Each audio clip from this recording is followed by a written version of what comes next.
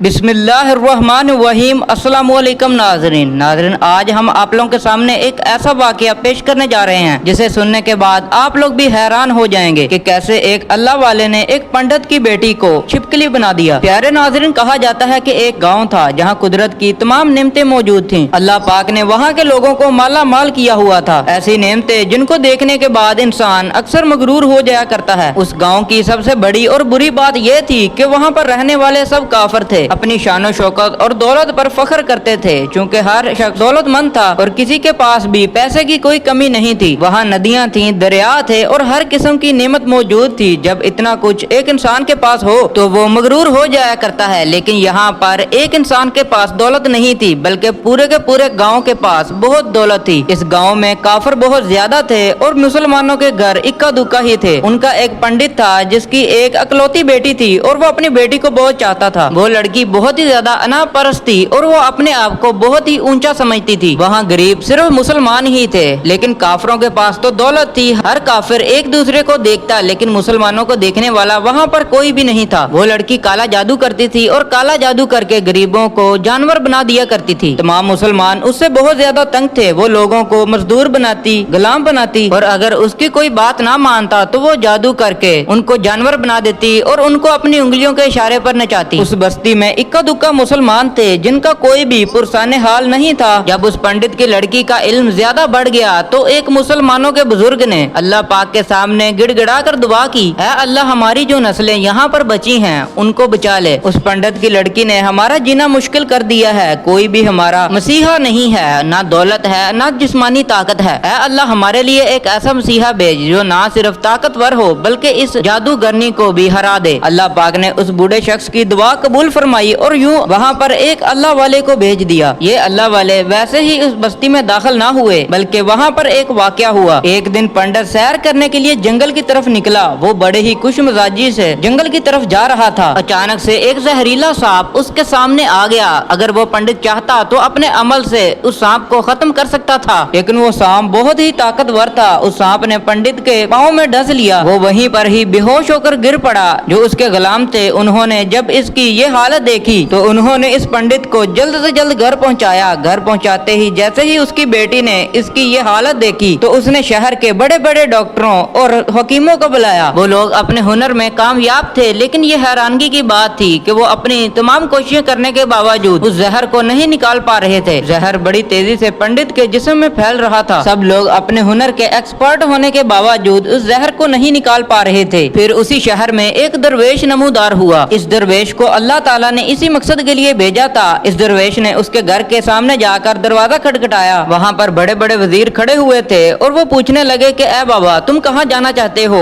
उस पर दरवेश ने कहा कि यहाँ के सरदार को सांप ने ढंस लिया है। इस पर वजीरों ने कहा कि तुम्हें कैसे पता? तुम तो हमें अजनबी लग रहे हो और हमने तो आज तक आपको नहीं देखा। इस पर दरवेश ने कहा कि मैं मुसाफिर हूँ, मुझे खबर मिली है कि इसके सरदार को सांप ने ढंस लिया है और कोई भी इसका इलाज नहीं कर पा रहा। मैं एक हकीम हूँ और मैं इनका इलाज करने आया हूँ। उन दरबारियों ने जब इस बुजुर्ग की ये हालत देखी तो वो जोर जोर से हंसने लगे, क्योंकि आपने फटे पुराने कपड़े पहने हुए थे। वो दरवेश से कहने लगे कि हमारे सरदार के पास पैसों की कोई कमी नहीं है और बहुत से हकीम आ चुके हैं। इस पर दरवेश ने कहा कि अगर तुम लोग अपने सरदार की जान बचाना चाहते हो तो मुझे अंदर जाने दो। वजीर उस बुजुर्ग के अंदर आने की इजाजत लेने के लिए उसकी बेटी के पास गया और वहाँ पर जाकर उससे पूछने लगा कि बाहर एक गरीब शख्स खड़ा है जो कह रहा है कि तुम्हारे सरदार की जहर को मैं निकाल सकता हूँ। तो उस पर पंडित की बेटी ने कहा कि उसे यहाँ आने दो। जब दरवेश उसके घर के अंदर दाखिल हुआ तो देखा कि पंडित जहर के असर से तड़फ रहा है। वो दरवेश पंडित के पाँव के पास आया जहाँ सांप ने डसा था और फौरी तौर पर वहाँ पर थूका और भाग गया। वो सब लोग ये देखकर काफी हैरान हुए कि एक शख्स सरदार के पाँव पर थूक कर भाग गया और उसको कोई पकड़ भी नहीं सका। उसकी बेटी ने सोचा कि ये तो बेअदबी है, उसने बेअदबी की है हमारे सरदार के साथ। चलो कोई बात नहीं, थूक को साफ करो, मैं अभी अपने अमल से उसे जानवर बना देती हूँ। जैसे ही हकीम उस थूक को साफ करने के लिए आगे बढ़ा और उसने उस थूक के ऊपर कपड़े फेरने की कोशिश की तो वो बहुत हैरान हुआ और उसने अपनी उंगली की मदद से उस थूक को मल दिया। ये देखकर पंडित की बेटी आगे बढ़ी और कहने लगी, ये क्या कर रहे हो? उस पर हकीम ने कहा कि रुक जाओ। जैसे ही उस थूक को उस पर फैलाया गया, सांप का डसा हुआ वहाँ से गायब हो गया। वो टांग जो कटने के काबिल थी वो पहली हालत में आ गई थी। आहिस्ता आहिस्ता पंडित होश में आने लगा। जैसे ही पंडित होश में आया तो उस उसे फकीर के थूकने का वाकया पता चला। उसने कहा वो तो हमारा मसीहा है, वो थूक कर यहाँ से कैसे गायब हो जाएगा, जाओ और उसे बुला कर लाओ, उसने तो हम पर बहुत बड़ा एहसान किया है, उसी की वजह से मेरी जान बची। पंडित के कहने पर सारे दरबारी उसकी तलाश में जल्द से जल्द निकले, चारों तरफ फैल गए, लेकिन दरवेश कहीं पर भी उन्हें ना मिला। फिर जंगल की तरफ गए तो वहाँ एक दरख्त के नीचे एक आदमी को इबादत करते हुए देखा। वो गौर से इस दरवेश को देख रहे थे कि वो क्या कर रहा है, ये किस तरह की इबादत कर रहा है। हम तो अपने बुतों के आगे हाथ जोड़ते हैं, ये न जाने किसको सजदा कर रहा है। पंडित के हुक्म के मुताबिक फौरी तौर पर दरवेश को पकड़ा गया और पंडित के सामने पेश किया गया। पंडित ने कहा कि आप कौन हैं और कहां से आए हैं? पहले तो गुस्ताखी की माफी चाहता हूं कि मेरे लोगों ने आपके साथ बहुत बुरा किया, लेकिन आज मैं आपकी वजह से जिंदा हूं। हमारी गुनाहगार आंखें आपको पहचान नहीं सकी। मैं आपसे माफी चाहता हूं और मैं चाहता हूं कि आप हमारी तरफ से ये तोहफे कबूल कीजिए। ये लिबास और अरबी घोड़ा मैं आपको तोहफे के तौर पर देना चाहता हूं। दरवेश ने पंडित से कहा कि ये लिबास बहुत कीमती है, क्या मैं ये लिबास पहनकर घोड़े के लिए घास काटूंगा तो मैं अच्छा लगूंगा? पंडित ने कहा कि 7 नौकर चाकर भी दिए जाएंगे जो आपका काम खुद ब खुद कर देंगे। दरवेश ने कहा कि इतनी दौलत और मुलाजमों के साथ मैं अपनी रहायश गाह में अकेला ही रहूंगा। इस पर पंडित ने कहा नहीं हुजूर, ये मेरी बेटी है, आपके सामने है। बेटी पंडित को बहुत ही हैरानी की नजरों से देख रही थी। पंडित ने कहा मेरी बेटी जिसको आपने अभी देख लिया है उसकी शादी आपसे कर दी जाएगी, लेकिन इसके लिए आपको एक काम करना पड़ेगा। जो कुछ भी मैं दे रहा हूँ उसके पीछे आपको अपना मजहब छोड़ना पड़ेगा। मुझे पता है कि आप मुसलमान हैं, आप अपने खुदा को सजदा कर रहे थे, आप मुझसे ये सब कुछ ले लें और अपना मजहब छोड़ दें। क्या आप ये सब कुछ कर सकते हैं? फकीर ने कहा कि आपने मुझे ये सब कुछ दिया और ये भी दुआ दी कि मेरी बेटी से आपको औलादें हों। अगर मेरी कोई औलाद में से कोई बच्चा मर जाए तो उसके लिए रोना किसको पड़ेगा? तो इस पर पंडित ने हंसकर जवाब दिया वो तो आपको ही रोना पड़ेगा। इस पर दरवेश ने कहा कि अगर मुझे रोना ही पड़ेगा तो मैं ये सब कुछ क्यों लूं? मुझे अपने आप पर फख्र है कि मैं मुसलमान हूँ। अगर ये सारी चीजें लेकर मुझे अपना मजहब छोड़ना पड़े तो मैं अपनी जान भी कुर्बान कर दूंगा, लेकिन अपना ये मजहब नहीं छोड़ूंगा। जिस रब ने मुझे पैदा किया है क्या मैं उसके दीन को छोड़कर आपके पास चला आऊं? दरवेश ने कहा कि मैं अपने मजहब में खुश हूँ। अल्लाह पाक ने जिस मकसद के लिए मुझे यहाँ भेजा है वो मकसद पूरा हो जाए। इस पर पंडित ने पूछा कि वो क्या मकसद है? दरवेश ने कहा कि यहाँ के मुसलमानों पर बहुत जुल्म हो रहा है, उन्हीं के लिए मसीहा बनकर यहाँ पर आया हूँ। ये कहने के बाद दरवेश वहाँ से जाने लगा। पंडित ने उसे रोका और कहने लगा